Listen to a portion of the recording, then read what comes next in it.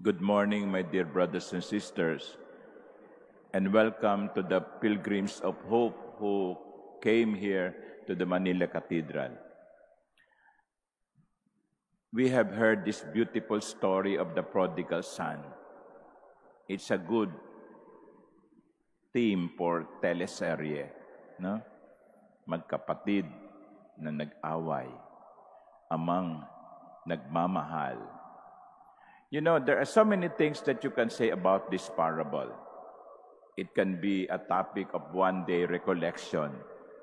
But let me just give to you two things. Number one is this, because you see, you have to understand why Jesus told this story. Bakit ba ito kinuwento ng Panginoon? Kasi sa simula ng Ebanghelyo, nung makita ng mga Pariseyo at mga Eskriba na si Jesus kasama yung mga tax collectors and sinners, sabi nila, ano ba yan? Bakit siya nakikisama doon sa mga makasalanan? Dapat nilalayuan niya yun eh. Dapat lumalayo siya sa mga ganyan. And that is why Jesus told this story. And therefore, this story is about God and His children. How does God treat His children? The sons in the gospel represent each and every one of us. We are God's children. Now, two things I can say about this. Number one, if you wish to walk away from God, God will not prevent you. God will respect your freedom. Kung lalayo tayo sa Diyos, hindi tayo pipigilan ng Diyos. Katulad ng kung paano hindi niya pinigilan ang kanyang busong anak na umalis ng bahay, lumayo sa kanya.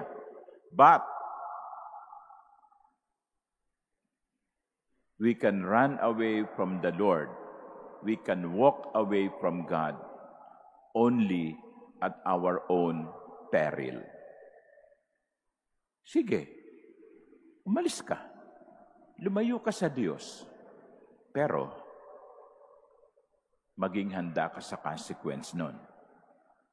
Kasi, nung lumayo yung bunso, nung iwan niya ang kanyang tatay, dala-dala ang kanyang mana, anong nangyari?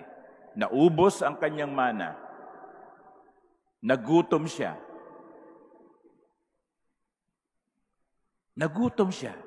And perhaps yung gutom dito, hindi lamang yung physical na gutom,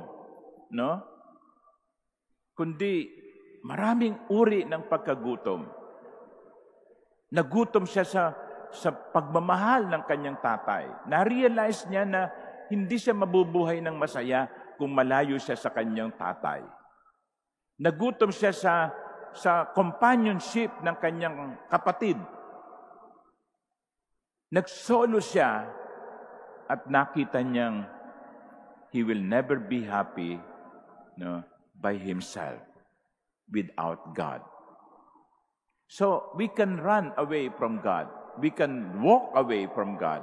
God will not prevent us from doing so, but at our own peril. That's the first. The second is this. Anytime that we return to God, God will always be ready to welcome us. At yun ang ipinakita ng tatay. Yun nga bunsong anak, may prepared arrival speech di ba? Pagdating ko sa bahay namin, ganito ang sasabihin ko, Tay, wag niyo na po akong ituring na anak.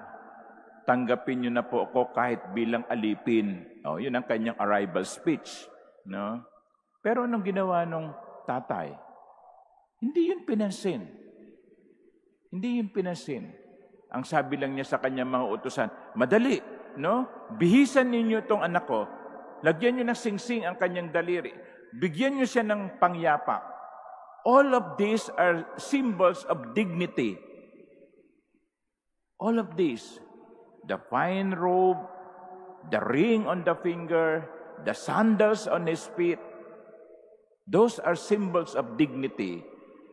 He gave back to his son the dignity he lost when he ran away. Walang sali-salita, walang sumbat-sumbat. Yan ang Diyos. At yun ang punto ni Jesus kung bakit siya nakikisama sa mga makasalanan at mga maniningil ng buwis. Gusto niyang ipakita dito sa mga taong ito, ganyan ang Diyos sa inyo. Tatanggapin kayo. Anuman ang inyong nakaraan, anuman ang kasalanang nagawa niyo, muli kayong yayakapin ng Diyos pag kayo'y nagbalik.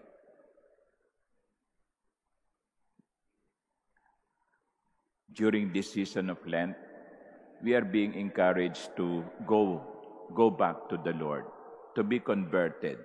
On Ash Wednesday, nung pahirang kayo ng abo sa noo, di ba? Magsisikat sa kasalanan at sumampalataya sa Ebanghelyo.